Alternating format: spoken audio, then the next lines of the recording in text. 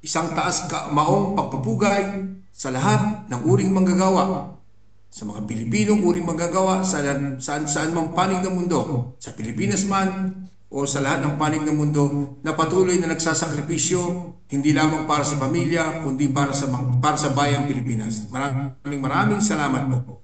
Ngayon pong gabi, Mayo 1, ang ating pong tema, sahod, itaas.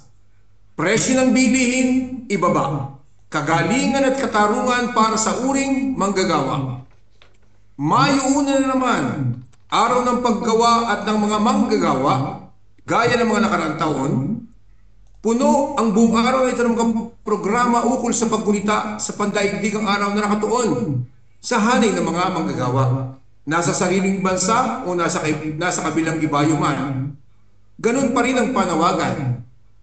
Nadagdagan ng sahod lalo ng mga pangkaraniwang trabahador na siyang bisig makinarya ng mga naglalakihang negosyo, planta, korporasyon, plantasyon at iba pang saligan ng ating ekonomiya. Hiling din ng mga karampatang benepisyo na dapat tamasahin ng bawat trabahador at nakasaad naman sa batas. Problemang malaki rin ang kasalatan ng trabaho. Profesional man o vokasyonal kung kaya't marami sa mga Pilipino ang napipilit ang maghanap ng trabaho sa ibang bansa. Paano na nga ba ang magiging takbo ng ekonomiya ng bansa kung hindi napapangalagaan ang kalagayan at katatayuan ng mga manggagawa? Maging ang mga pamilyang umaasa sa kakarampot na kitang naiuwi matapos makaltas ang mga buwis at iba pang bayarin paano maitataguyod ito ang mga pangunahing pangangailangan ng bawat miyembro ng pamilya? Nagtataasan ang mga presyo ng mga bilihin at serbisyo para di naman tumaas pero di naman tumataas ang sweldo.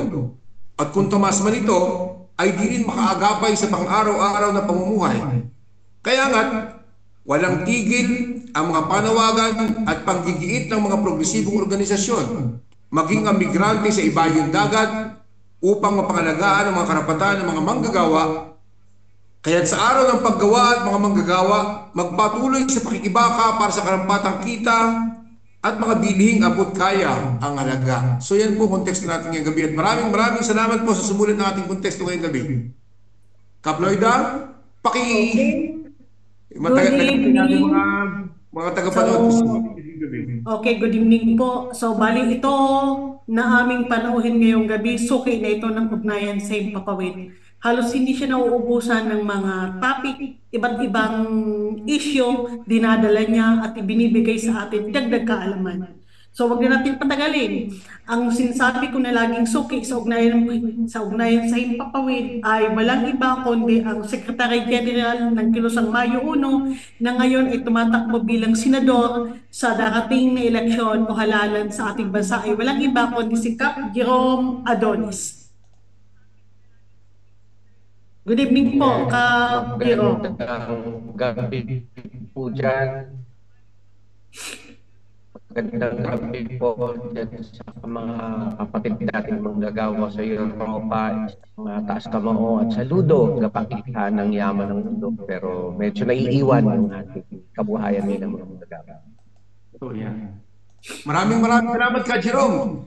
Alam namin, i-acknowledge lang namin na masyadong naging masalimuot ang mga aktibidades mo ngayong maghapong ito, ngayon sa celebration ng May 1. Alam namin na parot parito ka at kitang-kita namin sa mga video, sa mga balita, mainstream media kung paano mong binaklas ang barikada sa isang rally sa Metro Manila at kami nagpapasalamat na hindi lamang dahil nandito ka, kundi bukod tangi na isa ka sa mga maraming nagtatanggol at pinaglalaban ang interes at karapatan ng uring manggagawa. Maraming salamat. At saka hindi lang sa ipinagtatanggol niya ang mga manggagawa, kundi lakas talaga siya ng mga manggagawa. Maraming Yan ang salamat tunay na po. leader. Ha? Ka Jerome, umpisahan ko na yung tanong kasi alam mo, para sa interes ng ating mga taga-subaybay, hindi naman lahat alam ang history ng pagkakatatag at pag-celebrate ng International Labor Day which is now May 1. Baka naman pwede mo kami mabigyan ng brief history patungkol dito. Kailan ba ito nagsimula? Saan ito nagsimula? At kung bakit meron tayong International Labor Day commemoration tuwing taon-taon na ginaganap tuwing May 1.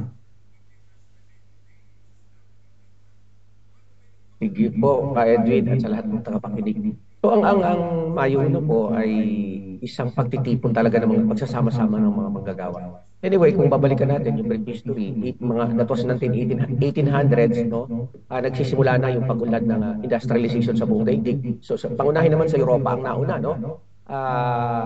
Dahil dyan, nagkakaroon ng mga abuses no, sa hanay ng mga manggagawa ng panahon na yan. Usapin ito ay ang unang usapin talaga yung sobrang haba ng oras ng pagtatrabaho. Noong araw sinusukat pagsikat ng araw, start ka ng trabaho, pag lubog ng araw ay dito ka ng trabaho. Maximum of 16 hours a day nagtatrabaho ang mga manggagawa, pero yung kapalit nun na sahod ay hindi nabubuhay ng maayos yung kanilang pamilya. Kaya nga nung time na yun, ang tawag namin dyan sa hurang alipin, no? So sa kabilang banda naman nakikita ng mga manggagawa bakit yung kanilang mga kumpanya pinaglilingkuran ay patuloy na lumalago pero sila ay hirap na hirap sa buhay. So hindi pa mga strike yung tawag noon, nagsasama-sama lang yung mga manggagawa. So humihinto sila sa trabaho. Ang nasa frontera ng kanilang kahilingan ay iklian lang yung oras, gawing 8 oras. So nagkaroon po yan ng mga rally sa iba't ibang panig ng Europa, hanggang sa pinaka-landmark talaga ng Mayong 1 sa Haymarket Square sa Chicago, USA noong 1886. So talagang kuminto ang buong daloy ng ekonomiya sa Estados Unidos noong panahon na yan dahil walang nagtrabaho. Nanguna ang mga manggagawa sa lansangan para mag-rally at hilingin ng 8 oras na pagtatrabaho. So instant kagad na i-recognize ng gobyerno ng Estados Unidos yung makatwiran at lehitimong kahilingan ng mga manggagawa ay pinarusahan yung mga leader, mayroong pang pinatay, no, noong panahon na yan. Pero dahil nakita ng mga kasapian na tama yung kanilang pinaglalaban, hindi sila tumigil, no. In short, nakuha kagad nila yung 8 oras na pagtatrabaho at ni-recognize yan sa buong Estados Unidos bilang dapat nagtatrabaho lang ng 8 oras. At kasunod nito, sunod-sunod na napagtagumpayan ng mga manggagawa na dapat magkaroon ng union, dapat merong benepisyo, merong collective bargaining agreement.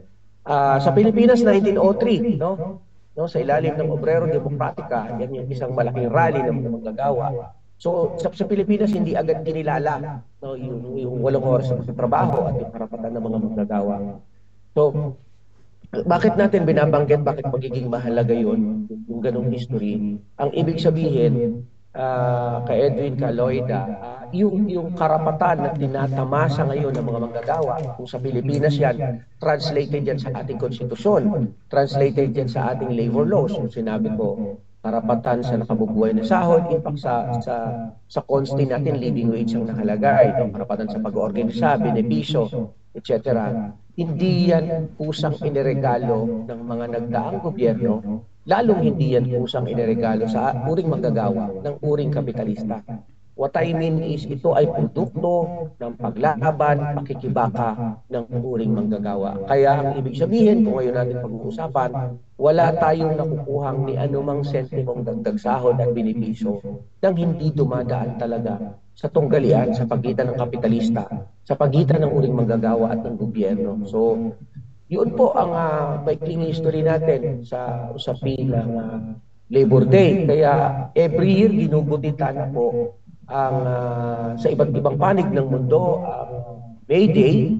Yung iba festive yung dating, pero sa Pilipinas po dahil nagpapatuloy yung iba't ibang forms of gross violation sa karapatan ng mga manggagawang Pilipino at ordinaryong mamamayan, ito po ay palaging taon-taon ay protesta sa gobyerno para iharap yung mga issues ng mga manggagawa sa pagtataas ng sahod, pagbaba ng presyo. Of course, kasama po yung issue ng taong bayan sa atin. So kaya yun po yung naging ganap kahapon, no? Ang May 1 ay araw ng pagpapanagot sa mga economic at political crimes sa panahon ni Duterte at araw ito ng paniningil kay Bongbong Marcos sa pagbabaliwala at pagbibingi-bingihan sa nagpapatuloy na nagtataas ang presyo, human rights violation, at iba pa, no, na legitimate na kahilingan ng taong bayan na hindi ina-address. So yan po yung konteksto ng Mayong.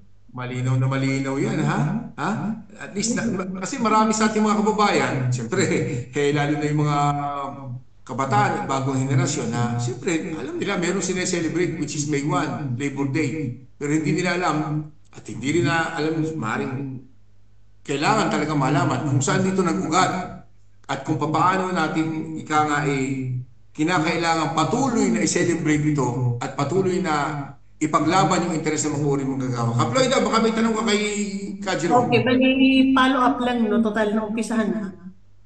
Tuwing May 1, Labor Day, ang Pilipinas hindi nawawalan ng protesta. Sa iba't ibang panig ng Pilipinas may mga protesta. Sa bawat protesta may mga hinaing tayo dyan, may mga hinihiling benepisyo, karagdagang trabaho, karagdagang sahod, tanggalin ang contractualization. Marami tayong hinihingi sa gobyerno o sa mga kumpanya na pinagtatrabahuan. So, tuwing May 1 yun ang panawagan. Yung mga panawagan ba, Kajiro, mananatiling panawagan na lang ba tuwing May 1? Wala na bang pagkakataon na maranasan at makamtanyan ng mga manggagawa? Alam mo, Floyda, ako ay optimistic na makakamta natin yung ating mga kaibigan. So, tulad ng binanggit ko kanina, noong unang panahon, wala naman tayong right to organize.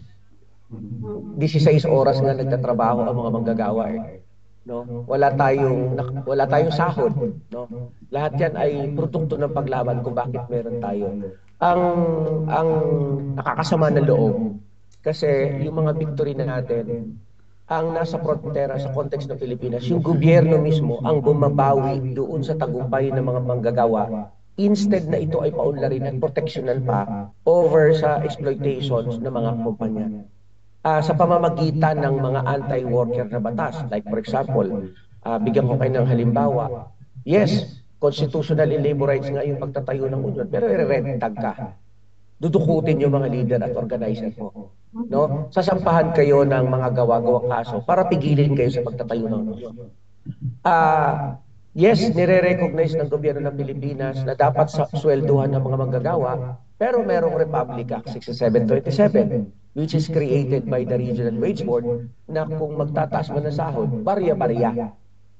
No? So, ang ibig sabihin po ito, kailangan talagang palakasin pa ang pagkakaisa ng mga manggagawa at ordinaryong mga mamamayan kasama ang iba't ibang sektor para malakas natin itulak yung pangangailangan na i-recognize at tugunan mismo ng gobyerno yung mga basic needs natin.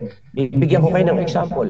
3 years after the fall down ng Marcos Sr., that was 1989, nagtulak ang mga manggagawa na dagdag sahod na 30 pesos.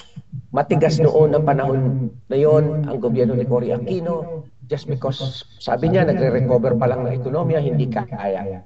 So ang ginawa ng mga manggagawa noong panahon, nasa frontera ang mga manggagawang Pilipino, naglunsad ng mahigit 700 na mga strike no, sa buong bansa kasama ang iba't ibang sectors. Umabot ito sa pambansang huelga. At doong panahon na yun, napuwersa yung gobyerno ni Cory na magbigay ng 25 pesos. Significant ito. Imagine 25 pesos. Kaya tayo na yun, 64 pesos, naging plus 25, naging 89 pesos. So noong time na yun, walang issue na nagsara, walang issue ng inflation rate. Imagine mo, Kaploida and Kap-Ed, 3 years after the fall down ni Marcos, ang katotohanan nagre-recover ng ekonomiya dahil napakaluba ng krisis na yun. Ang ibig ko lang sabihin, ang mga manggagawang Pilipino, tayo naman ay hinihiling ng dagdag sahod at benepisyo na nakabatay sa konkreto at siyentipikong pag-aaral na hindi babagsak ang mga negosyo. No? So, usapin lang ito nung sa Pilipinas kasi sa totoo lang ang gobyernong nakatindig sa ilalim ni Bongbong Marcos ay hindi ito gobyerno ng mga manggagawa. Hindi ito gobyerno ng mga mahihirap. Kaya hindi basta-basta ibinibigay yung mga lehitimo makatwirang kahilingan natin. Imagine mo na lang yung napakataas na presyo na bilihin. Ang layo ng sahod. Nagre-resulta ito ng mas maraming OFW. Imposibleng hindi nila alam yan. No? Kaya mahalaga po na tuloy-tuloy natin ipaglaban yun. Tuloy-tuloy na palakasin ang ating pagkakaisa. Ilaban natin yung laban ng mga manggagawa. Kasi yung laban po namin bilang mga manggagawa sa wage increase, regular na trabaho, no? Pagbaba ng presyo na bilihin ay hindi lang kami mga manggagawa kinabang kung hindi ito ay may translation sa intersectors ng ating bansa at meron itong translation sa buong ekonomiya ng ating bayan. So, kitang-kita sa mga paliwanag ni Kajiro na yung mga usapin ng karapatan at benepisyo ng mga manggagawa ay dinadaan sa batas. Di ba ka? At ang gobyerno ito, at yung mga nakaraan pa, lalo na yung gobyerno ni Duterte, alam naman natin na anti-labor niya mga yan. So ngayon, paano tayo maaasa na magkaroon ng mga maayos na batas na kung saan pumapabor sa mga uring manggagawa o ang mga uri ng mga mambabatas natin sa Senado at Kongreso ay mga ganitong klase? Kaya nga, eto si Kajiro, hindi lamang sa kanya eksperyensya sa pagiging labor union leader, talagang buong buhay na niya, inialay na niya para sa mga manggagawa. Kaya naman kasama siya sa sumusubok na umaharap sa ating mga butante. Tanda po natin, Kajiro Adonis, number 2. Hindi ka nabababa pa, number 2 lang. Pindutin mo na para senador sa balota. Ano po? So, Kajiro, nabanggit mo kanina yung mga usapin yan. Patuloy ang mga pakikibaka ng mga labor leaders, mga labor unions at organizations para sa interest natin mga manggagawa. Meron ba? Kasi sabi nga ni Kaploida, hanggang gano'n na lamang ba tayo sa mahabang panahon, patuloy na lamang tayong aasa. Kaya tuwing Mayo 1, maghahatag tayo ng mga proposal sa pamamagitan ng mga pagwelga at rally, pero meron ba nangyayari? Sa kasalukuyang sitwasyon ng mga manggagawa sa Pilipinas, kasalukuyan alam naman natin na kulang nga yung sahod dahil humihingi tayo ng dagdag sahod. At nakalagay yan sa ating sa ating screen kung magkano yung sahod na pinaglalaban natin. Makatotohanan para at least mabuhay ang pamilya ng bawat uring manggagawang Pilipino. Bukod sa sahod, ano pa yung mga bagay-bagay na dapat sana nakakamtan ng mga uring manggagawa sa pang-araw-araw nilang pamumuhay. Bukod sa dagdag sahod, na dapat maintindihan ng ating mga taga-subaybay. Hindi pa pwedeng dagdag sahod lamang. Ano ba yung mga karapatan natin mga uring manggagawa? Habang tayo, 8 oras, mahigit pa sa 8 oras, nasa loob ng pabrika, nasa loob ng opisina, nasa pinto ng mga opisina, mga gwardya, at kung ano-ano pa. Lahat ng uring manggagawa, ano yung karapatan na dapat nakakamtan nila sa panahon na sila nasa oras ng trabaho araw-araw? Yes po, syempre hindi lang yung dagdag sahod, yung usapin din ng dapat regular sa trabaho. Pangalawa, dapat meron pong benepisyo. At syempre, pagtanda natin, ito yung bagay na hindi natin matatanggihan. Lahat po tayo tatanda. Dapat pagtanda natin ay meron tayong mga retirement na po pwedeng gamitin sa ating pagtanda kung hindi na natin kaya magtrabaho. So, labas po dyan, Kap Edwin, hindi lang sa sektor ng mga manggagawa yung pinaglalaban natin. Siyempre, magiging mahalaga talaga yung pagbaba ng presyo ng mga pangunahing bilihin. Kasi, the moment na mas mataas ang presyo ng bilihin, mababa na nga yung sahod, magre-resulta ito ng mas matindi pang kagutuman at kahirapan. Maraming hindi makakakain. So, kami sa Makabayan at sa Kalisang Mayo ito, meron kaming very concrete proposal sa bagay na yan. Una, alam nating lahat na ang nagpapataas ng pagkain at serbisyo, I think kahit sa ibang bansa or even dito sa Pilipinas, yung pagtaas ng presyo ng produktong petrolyo. So napaka-logical, no? Simple. Kung yan ang nagpapataas ng lahat ng pagkain, serbisyo at iba pa, yan din dapat ang solusyonan mong bumaba. Sa Pilipinas po, mayroong oil deregulation law. Simple, kung ako ang mag-iisip, di basura mo yung oil deregulation law. Kung ang batas na yan ay walang pakinabang sa mahihirap at lalong nakakapagpadagdag para maghirap pa, tanggalin mo yan. Okay, pangalawa, kung hindi mo pa yan kayang tanggalin sa ngayon, tanggalin mo yung excise tax at saka VAT sa presyo ng langis, pagkain, tubig at kuryente at gamot. Kahit pa paano magkakaroon ng kaunting ginawa ang ating mga kababayan. Ayon sa pag-aaral namin sa KMU at saka sa Makabayan, kapag tinanggal po ang excise tax at sa VAT sa presyo ng langis, bababa ng 13 pesos per litro. Oh, for sure, kung bababa ng 13 pesos, meron yan translation sa pagbaba ng pagkain. Napaka-logical again. Kung ang oil na nagpapataas, yun ang aayusin mo, bababa ang presyo. But then again, bakit ayaw gawin ng gobyerno kahit kayang-kayang gawin, doable? Just because ang lahat ng mga mambabatas natin, lalo na sa Senado, sila ay mga negosyante at landlord. Bangga yan sa interes ng mga business at saka pagiging landlord kasi ang gusto nga nila umiga pa ng dambuhalang tubo sa mga mahihirap. At syempre, yung entire system ng gobyerno natin ay hindi talaga magsisilbi para sa mga mahihirap. Doon po nagiging pinaka-importante na magkaroon tayo ng mga mambabatas sa Kongreso, magkaroon tayo ng mga senador na galing mismo sa hanay ng mga manggagawa, galing mismo sa hanay ng mga mahihirap. Kasi po, walang ibang makakaintindi ng danas sa araw-araw na buhay natin kung hindi tayo mga manggagawa at mahihirap. Imagine mo, Kap Edwin, meron bang senador sa Pilipinas na nakakaranas ng minimum wage na 645 per day? Hamunin ko silang lahat. Sila ang sumweldo ng 645 per day para maranasan nila. Walang ganyan. Wala ni isa mang senador na every month nag-aalala, wala siyang pang-upa sa bahay, baka mapalaya siya. Wala ni isa mang senador ang nag-aalala na baka wala siyang maputulan siya ng tubig at kuryente kasi kulang yung kanyang pambayan.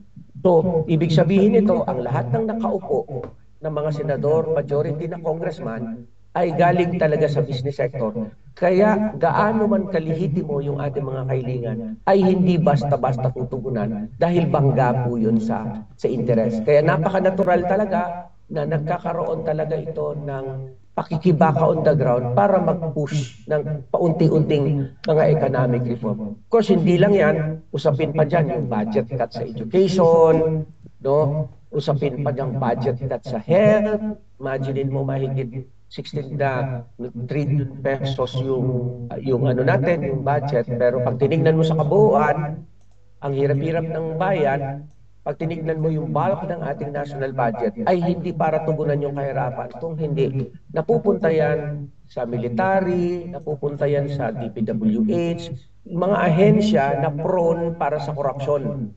No? Kaya lalong dagdag na pahirap. So kaya isa talaga sa challenge namin sa Makabayan para makapagtulak tayo ng mga political at economic reform sa panahon ngayon para magkaroon ng konting ginawa ay talagang dapat talaga seryosohin natin yung pagkakaroon ng mga progressive at makabayan mambabatas dahil seryoso kami, with or without election, nahandyan kami sa kalsada, ipinaglalaban natin, hindi lang ang interes ng mga gawa Pilipino, kung ang interes ng mga mahihirap sa kabuuan. Isa sa rason din, dugtungan ko ng mabilis. Kaya palaki ng palaki, almost 7,000 na ang umaalis ng mga OFW, no, mga Pilipino na OFW papunta sa ibayong dagat. Just because one major na problema, walang lupa sa Pilipinas. Pangalawa, walang regular na trabaho sa Pilipinas. Pangatlo, walang nakabubuhay na sahod sa Pilipinas. No? Kaya ito yung mga mahalagang point na ina-address din natin. Kabilang banda, yung mga OFW natin, ang role lang ay magpadala ng dollar remittance, nagiging balewala kasi pataas ng pataas yung inflation rate sa bansa. Kaya wag na ho kayo magtaka, hihirit yung mga anak nyo, kamag-anak, dagdagan nyo naman po yung padala nyo kasi kinakain lang ng inflation rate. Tapos sa Pilipinas, yung mga mayayaman dito, payaman ng payaman, no? Habang yung mga mahirap ay lalong lugmok sa kahirapan. Kaya meron talagang really need, urge, kailangan at kagyat para tayo ay magkaisa at labanan natin yung mga mali na patakaran ng gobyerno sa kasalukuyan. Malinaw yung paliwanag. Kapag Malinaw na maliwanag ang paliwanag. So parang ang ibang mga itatanong natin nasagot na eh. Pero still, itatanong ko lang bakit palaging sinasabi na ang mga manggagawa ang laging taga-hulma sa kasaysayan? Ang mga manggagawa ang taga-hulma ng kasaysayan. So So, So, ano bakit po lagi sila? kasi, Pero namang oo. politiko, pwede sabihin ang politiko ang tagahulma ng kasaysayan. Bakit hindi sila ang itinuturing tagahulma ng kasaysayan, kundi ang mga manggagawa talaga. Kasi So, ho bakit tayo yung hindi nasa, sila yung titulo? kasi yung mga manggagawa po ang nasa aktual na produksyon. Ang mga manggagawa ang lumalahok sa aktual na produksyon. Ang mga manggagawa ang nasa loob ng factory, hindi naman yung mga kapitalista. Yung mga manggagawa ang nasa loob ng mga ahensya ng gobyerno na nagbibigay ng serbisyo. Yung mga manggagawang agrikultura ang nagtatanim, para mapakain ng ating bansa. Ibig sabihin, ang uring manggagawa mismo ang lumalahok sa aktual na produksyon para umunlad ang lipunan natin. Kaya tayo po talaga tagapagman ng kasaysayan. Hindi lang ang mga manggagawa ay lumalahok, hindi lang para mabuhay yung kanilang pamilya, kung hindi para umunlad din ang lipunan. No, kaya sa uring manggagawa sa buong daigdig, sa buong uring manggagawa sa Pilipinas, yung usapin ng pag-unlad ng bayan. Like for example, para mas madali, no, ito, halimbawa, kung ako ay mananahi sa isang factory, ang mga manggagawa, dahil tayo ang nagtatahi mismo ng mga damit, ang mga manggagawa ang nakakaisip para paano pa mas lalong pagandahin ang damit na tinatahi nila. Sila rin po ang nakakatuklas para sa mga mas bagong makinarya, para mas maraming matahi na mga damit, mas maraming malikhang produkto. Ganon din ho yan sa paggawaan ng sapatos. Kaya ibig sabihin, tayo talaga ang kumuhulma, tayo ang humuhubog, tayo rin ang nakakaisip ng mga bagong teknolohiya. Pero at the end of the day, yung resulta niyan, yung tinatawag nating labor fruits ng ating pinaghirapan, ay buong buo na inaangkin ng uring kapitalista.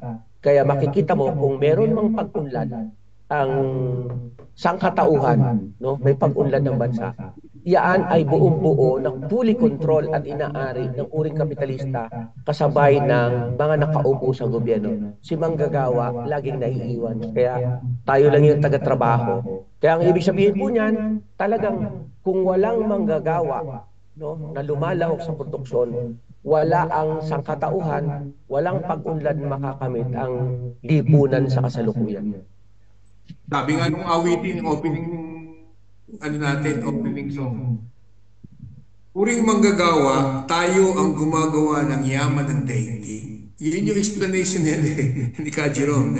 Di ba? Simplified explanation ni Kajiron. Dahil tayo mga uring manggagawa, tayo ang humuhulma at gumagawa ng yaman ng daigdig. Kajiron, nabanggit mo yung yung patungkol sa humuhubog na kasaysayan ng mga uring manggagawa. Sila tagahulma na kasaysayan.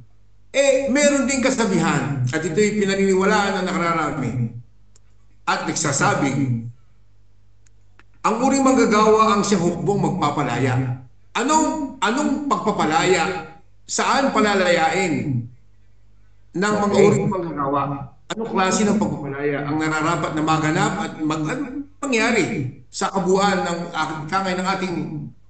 ating sitwasyon bilang mga ordinaryong Pilipino, ordinaryong mamayan sa mundong ito? Yes. Una po sa lahat, kailangan lumaya ng uring manggagawa sa pagiging sahurang alipin. Pag sinabing sahurang alipin, sinasahuran tayo, pero namumuhay tayo sa pag-antas ng alipin. Hindi sa antas ng makatao, hindi sa antas ng disente.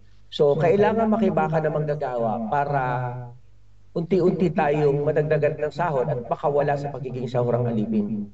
But ang pinakamahalaga, kailangan lumaban ng manggagawa para baguhin yung sistemang mapang-api at mapagsamantala na fully control ngayon, kung sa context ng Pilipinas yan, ang buong gobyerno ng Pilipinas ay fully control ng mga big businesses, ng mga burokrata kapitalista at mga landlord. So, mahalaga na yung mga manggagawa mag-build ng sarili niyang future, no? Pagbabago sa sistema, makibaka siya dyan, no? Honest to say, kailangan niyang pabagsakin yung mapang-api at mapagsamantala para hindi na muling magpatuloy pa yung tipo ng pagsasamantala. Halimbawa, bigyan ko kayo ng example. sa Pilipinas, ito nangyari ito, no, na hindi lang tayo, ang mga manggagawa, hindi lang lumaban para sa sahod, trabaho, karapatan. Nung ideklara ni Marcos Sr. ang martial law sa Pilipinas, hindi naman sinabi ni Marcos na ano lang siya, September 21, 1972 siya paghahari hanggang February 25, 1986. Di ba? So dahil sa hirap na buhay, nagkaisa, kasama yung mga manggagawa, nagkaisa, bagsak si Marcos. Pumalit si Cory, ibang bagay pa kung sino ang pumalit. Pero ibig sabihin, ganun ang makapangyarihan ng mga manggagawa, ganun ang kapangyarihan ng taong bayan. Kaya nating magpabagsak ng gobyerno, kaya nating magpalit ng presidente, kaya nating magpalit ng mga namumuno. And therefore, kung hindi imposible na sooner or later, magkaroon talaga tayo ng isang gobyerno na pinamumunuan ng uring manggagawa at para sa interes ng taong bayan. So, ang ibig ko po sabihin, habang nakikibaka tayo para sa sahod, trabaho, karapatan, importante na yung ating pakikibaka ay magsilbi unti-unti para baguhin yung mapang-api at mapagsamantalang kaayusan sa ating bansa. Yun siguro ang pinakakaluluwa ng pakikibaka ng mga manggagawa at syempre sa buong daigdig, no, importante. Kaya nga dyan sa parte ng Europa, marami dyan sa parliament ay galing sa mga labor representative, no? Oo. Pero hindi sasapat yan. Kailangan talaga sa dulo kasi halimbawa, nagkaroon ka nga ng mga progressive laws, no? Nagkaroon ka nga ng batas o itaas natin yung sahod. Pero dahil ang buong gobyerno ay fully control ng big business, landlord, pag tinaas yung sahod ngayon, bukas tataas yung presyo na bilihin. So babawiin lang isang cycle. Kaya kailangan ibagsak mo yung buong sistema. Palitan mo ito ng bago. So yun po yung yung isa sa major role ng uring manggagawa. Kaya talagang napapanahon magkaroon tayo ng representante. Yung magre-represent sa uring manggagawa. Katulad ni Ka Jerome Adonis, number 2 sa balota para senador. Kasi kung patuloy ng mga ganito, mga sinasabing mga mambabatas na madalas naman ay mambubutas lamang ng silya sa Senado at sa Kongreso, malabong makamta ng mga uring manggagawa yung hinahangad natin. For example, nabanggit ni Ka Jerome kanina, na nakukula-pula ng Senado at Kongreso ng mga senador at kongresista na mayroong mga personal na interest, di ba ga? Tulad halimbawa ng ilang senador na nagmamayari ng hindi lamang lupa, pati tubig, kinamkam na. Tapos ngayon, gusto pang pumalit yung anak. Ano pa? Pinagluloko na talaga tayo ngayon. Walang kasawa-sawa, nakapangyarihan yung mga yan, di ba? Kapedwin, Kaploy, na imagine ninyo imagine ninyo. Napakatindi ng traditional at political dynasty. Imagine ninyo ang Senado kapag walang nanalo dyan na iba. 3 tulpo na magkakapatid. Dalawang bilyar. 2 Cayetano. 2 Estrada. Ilang senador kagad yan? 9 na senador galing sa 4 na pamilya. Yung pamilyang yan, lahat yan negosyante. Lahat yan ay Panginoong may lupa. Anong aasahan mong batas dyan para itaas yung sahod? Anong aasahan mong batas dyan para suportahan yung genuine land reform in the national industrialization para once and for all, masecure yung pagkain ng mga Pilipino at hindi tayo umasa sa pag-i-import ng pagkain. Diba? So ganun kasimple tanawin natin yan. So yan, talagang crucial yan sa panahon ngayon na dapat makita ng mga botante at makita ng ating mga Pilipino. At isa lamang sa pagpupus natin ng reforma, no, yung pagpapanalo ng Makabayan Coalition. So yung dynasties po, hindi lang winawasak niyan, ang winawasak niyan, sinisira yan yung demokrasya sa loob ng ating gobyerno. Diba? Winawasak niya kasi kung magkakapatid, kung kontrahin mo ba yung kapatid mo, hindi, kayo. Tapos, tandaan natin, kung nasaan matindi ang dynasties, nandun din po pinakamalala ang korupsyon. So, iisipin niyo. Yung ganun ang connection sa dynasties, Ka Jerome, huwag natin kalimutan na bukod sa mga nabanggit mong pamilya, yung Revilla, si Bong Revilla na hindi pa nagsusoli ng 120 million sa kaban ng bayan na pinusosoli sa kanya ng Korte Suprema, ay bahagi din ng political dynasty. Dahil yung kanyang asawa, yung mga anak, may party list pa yan, Kaloy na. Party list pa sila. Oo, etong si Pacman, meron din yung political dynasty sa lugar nila at meron din yung party list. Yes. Marami silang, halos lahat, 90%, maliban kay Rizal Tiberos. Kaya kailangan natin, yung mga senador tulad ni Kajiro, na nagre-representa sa uring manggagawa, meron tayong magsasaka, meron tayong act teacher katulad ni Franz Castro. Ni Senador Franz Castro, meron tayong Gabriela ni Ma'am Lisa Masa.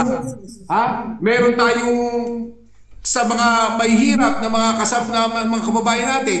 Ibig sabihin, eto yung Makabayan Group, nandiyan na lahat nire-representa niya yung lahat ng sektor ng mga ordinaryong mamayang Pilipino, lalo na yung mahihirap.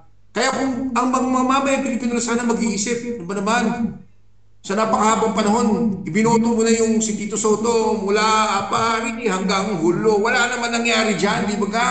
Yung Bong Revilla, binoto mo na yung ama, wala na rin. Hanggang ngayon, nandiyan pa rin. Pero ano ba nangyari? Wala naman, di ba? Kaya kailangan mag-isip-isip na tayo mga kababayan kong Pilipino ba? Eto na. Nagsama-sama na yung grupong nag-representa sa sektor. Oo, Kaploy na, baka may follow-up ka yung kapis. So dagdag na lang na katanungan kay Jerome, ngayong araw ba ng kaganapan ngayong araw ng Labor Day.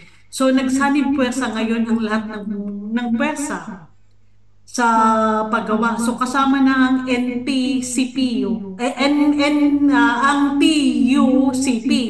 So paano humantong sa ganito gayong mahabang panahon na lagi silang nasa kabilang hanay? So ano ang ganito yung Kaploid. Siyempre, of course, ang lahat ng mga labor movement o labor group sa Pilipinas may iba't ibang political orientation. So sa antas ng political orientation, magkakaiba, hindi talaga nagkakasundo. Pero ano yung pinagkakasunduan namin? Yung aming advokasya para sa usapin ng sahod, trabaho at karapatan. Okay? Nag-usap-usap yung mga leaders, kasama tayo dyan. Kung nagkakaisa tayo sa itaas ang sahod, di mag-usap tayo. Kaya po, sa panawagan, sa issue. Total, pagsama-samahin natin para medyo lumakas tayo. Una, ang pinag-usapan dyan sa TUCP, buuhin yung koalisyon. Kaya po nabuo yung tinatawag natin na National Wage Coalition composed by KMU, TUCP, FFW, at saka nagkaisa, including the Buklura ng Manggagawang Pilipino. So ang call ng KMU 1,200. Ang call nung mas marami sa amin, TUCP, nagkaisa, etc. ay 200. O sabi natin, hindi pwedeng 200 lang kasi kulang talaga yan. Pwede ba ganito natin gawin? O lahat tayo nakikipagkaisa kami sa 200, pero dapat itaas natin sa antas ng nakabubuhay kasi yun ang deserve natin. So kaya po nabuo yung panawagan na dapat minimum ang 200 pataas hanggang makamit natin yung 1,200. So yan po yung pinagsama-samahan namin kahapon sa araw ng Mayo 1, yung isang malaking marcha na mas maaga. So nakarating tayo hanggang doon sa malapit na sa Mindiola. Okay. Pangalawa po na pinagsama-samahan dyan, siyempre yung bloke naman ng buong bagong alyansang Makabayan at sa Makabayan Coalition. So doon naman po, hindi na lang wage yung pinag-uusapan. Integrated all issues ng taong bayan.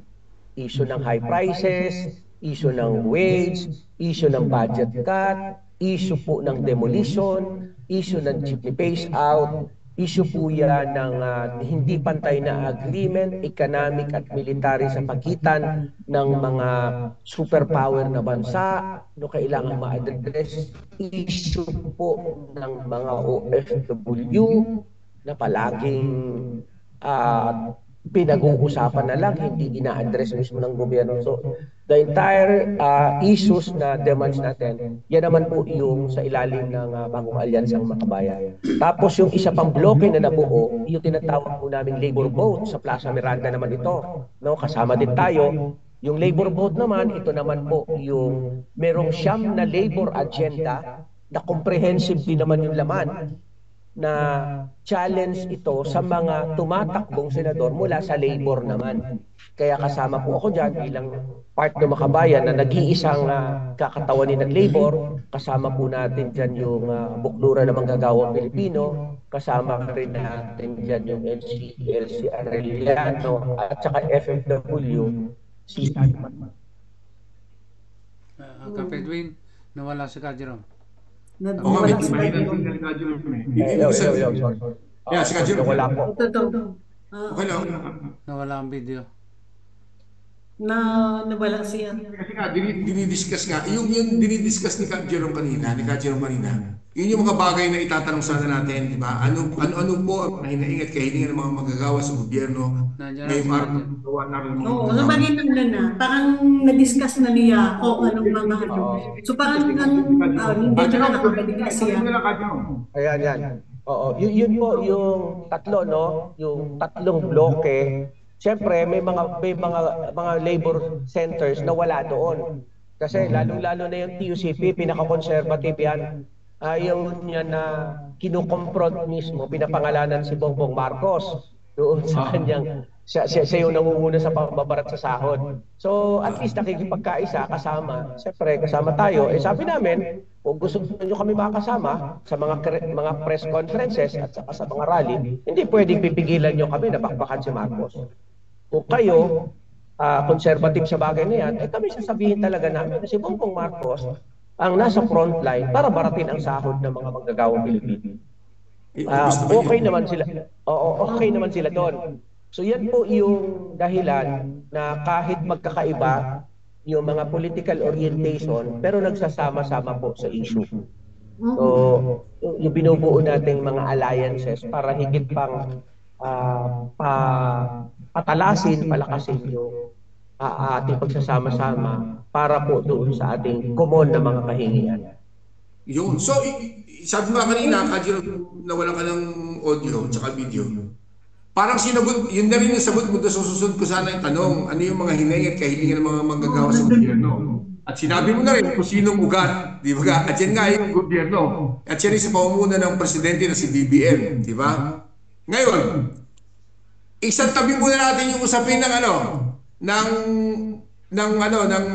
ng pagse-celebrate ng May 1, International Labor Day. Ang tanong ko naman ay sa iyo personal.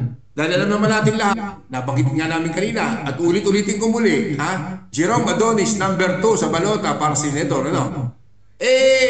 Ikaw bilang isang kandidato sa pagkasenador at nagre-representa ang uring manggagawa at marami pang issue ang alam ko na papasukan mo kung ikaw ay papalarin ng mahalal sa Senado. Paano ang pagpapakilala ang gagawin ng isang kandidatong Jerome Adonis number 2 sa balota sa mga taga-subaybay ng ugnayan sa Impapawid? Samantalahin mo na Adonis, Jerome. Paano at sino si Jerome Adonis kung siya ay magiging senador ngayong 2025?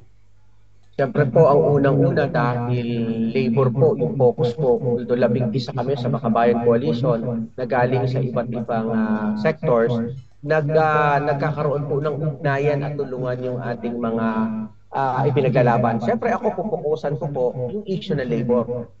Kung magkakaroon po tayo ng pagkakatiwalaan tayo ng ating mga kababayan na maging senador this midterm election, ang unang-una pong haharapin natin, magpapile tayo ng bill sa Senado na pagtataas ng sahod ng 1,200 daily wage increase sa buong bansa sa lahat ng mga manggagawa sa private sector. Second, malakas nating susuportahan yung ipapile na bill or tayo mismo, pwedeng tayo file na bill ng 33,000 naman sa mga pampublikong sektor. Second na gusto natin, ipagbawal talaga yung contractualization sa bansa, both public and private. Tanggalin natin, ipagbawal yung mga manpower agency. Simple lang naman ang nakalagay sa ating labor laws. between employee-employee relationship, wala namang nakalagay ng third party. Nilagyan nila ng agency, kaya lalong sumama. Kaya po, masama talaga ang third party ha. So, aalisin po natin yan, aalisin natin yan.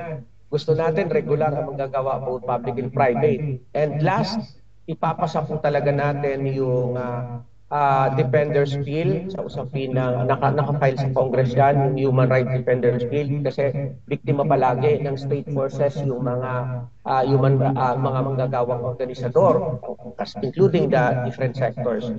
So, atupagin din po natin yung pagpapanagot sa NTF-ELCAC, doon sa kanilang mga naging human rights violations sa hanay ng mga manggagawa at iba pang mga mamamayan. So, and atupagin din po natin, seryoso nating harapin yung pagbaba ng presyo ng mga bilihin.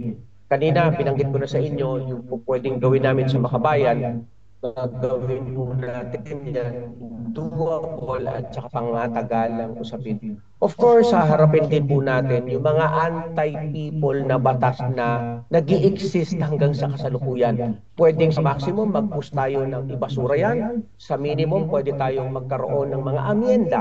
Halimbawa, ang una na dyan, yung anti-terror law. Kailangan tignan natin yan.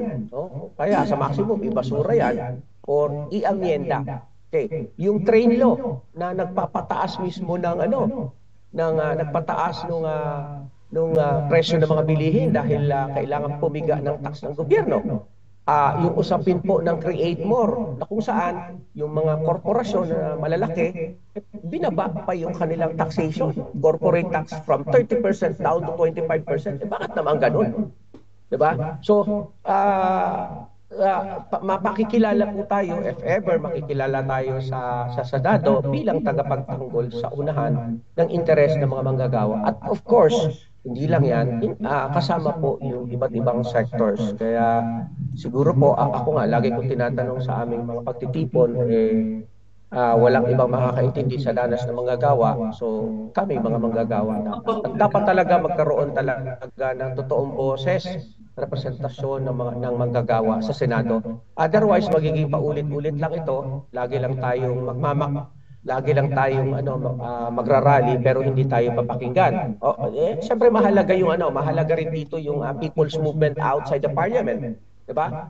Na magtutulak ng presyo. Kaya kung sakali po na magiging senador tayo, wag lang hayaan ng ating mga kababayan na kami yung makikipagbakbakan kasi majority ng mga senador dyan ay mga, sabi ko nga kanina, mga negosyante at saka landlord. So mahirapan tayo. Pero kung may back-up yan na mass movement outside the parliament na sumisigaw, hoy, sinusuportahan namin yung batas na pinopropose ni Ka Jerome kasi laban namin yan. At nandito kami sa labas ng Senado, nagrarally. So mayroon pong matinding public pressure na po pwede. So yun po ay unti-unting sa tingin natin ma-address, at makakapagtulak tayo ng mga progressive laws in favor sa interest ng workers at ordinary people. So, ibig Thank you. sabihin, May dagdag lang ako na tanong kasi matagal na itong gusto kong itanong. May mga kumpanya na hindi pinapayagan ang manggagawa na mag-create ng labor union. Di ba? May mga kumpanya na ganun. Gaano kahalaga ang isang union sa isang kumpanya? Kasi ang pagkaalam ko, yung mga union na yan, ang tumitindig kung ginigipit ang mga manggagawa. Kung may mga problemang manggagawa, ang una lang tinatakbuhan at sasaklulo sa kanya ang mga union. Minsan may mga kumpanya na hindi pinapayagan na mag-create ng labor union ang mga manggagawa nila. So gaano ba talaga kahalaga siya? At bakit ang ibang kumpanya hindi siya pinapayagan mangyari yun? Alam mo, Kaploida, sabi ko nga kanina, meron tayong constitution and labor laws. Basically, by legal term, by laws, hindi bawal na magtayo ng union ang mga manggagawa sa kahit na anong kumpanya. Okay? Pero dahil ang pagtatayo ng union ay bangga sa interes ng kapitalista, lumiliit yung kanilang tubo, ang tingin nila, ayaw nila yan.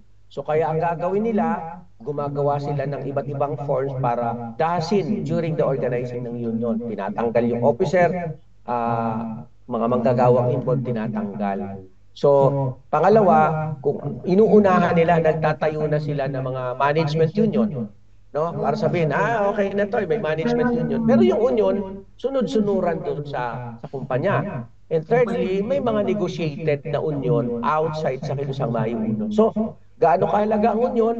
Napakahalaga po kasi dito tayo nagkakaisa.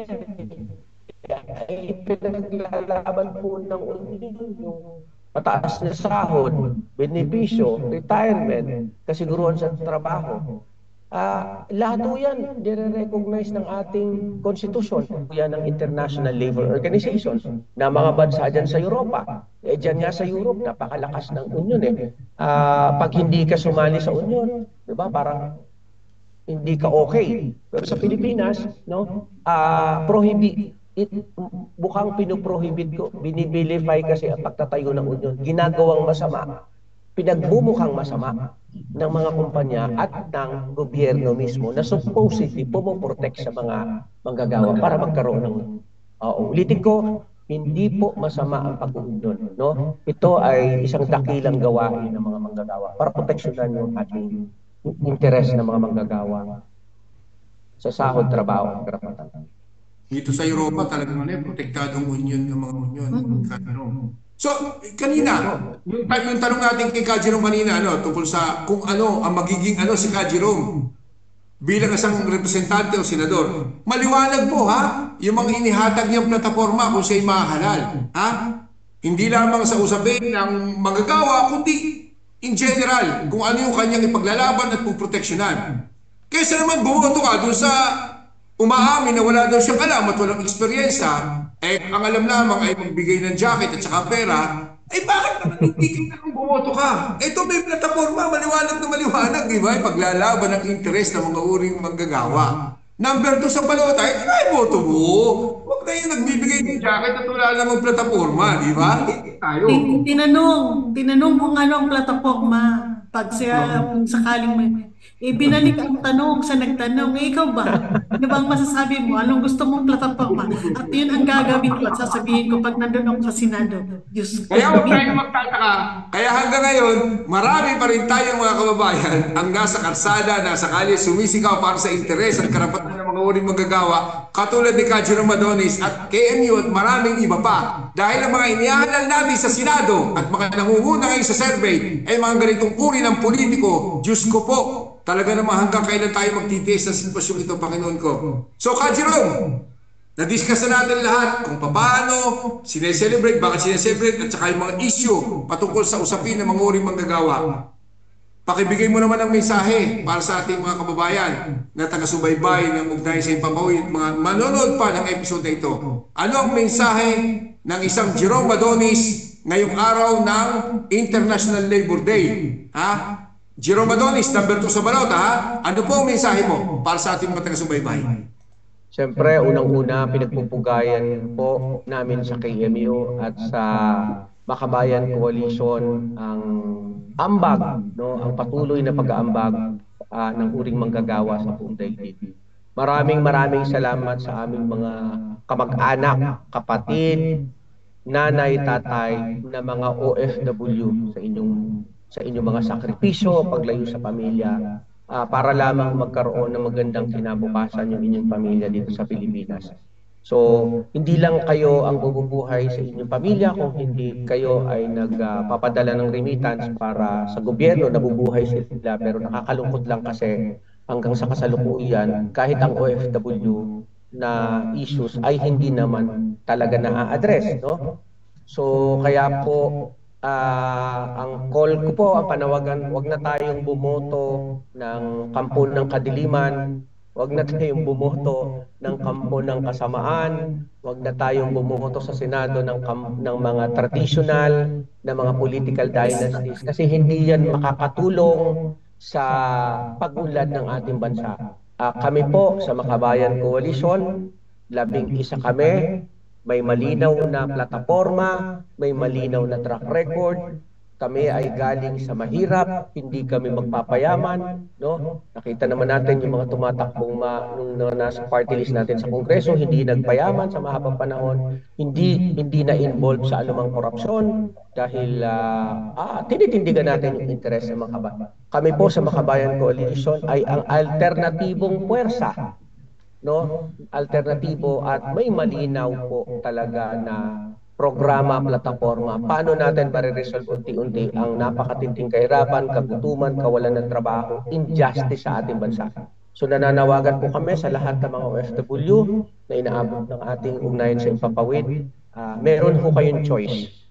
So 11 na senatorial sa Makabayan at siyempre po may mga party list din sa ilalim ng Makabayan, Bayan Muna, Gabriela, Teachers at Kabataan Party List. So once again, ako po si Jerome Adonis, totoong manggagawa, no? Manggagawa po ako. Manggagawa at your service, number 2 po sa balota. Yun, maraming salamat. Tulad na sabi ni Ka Jerome, tunay na manggagawa, hindi gawa-gawa lamang, di ba Ka Jerome?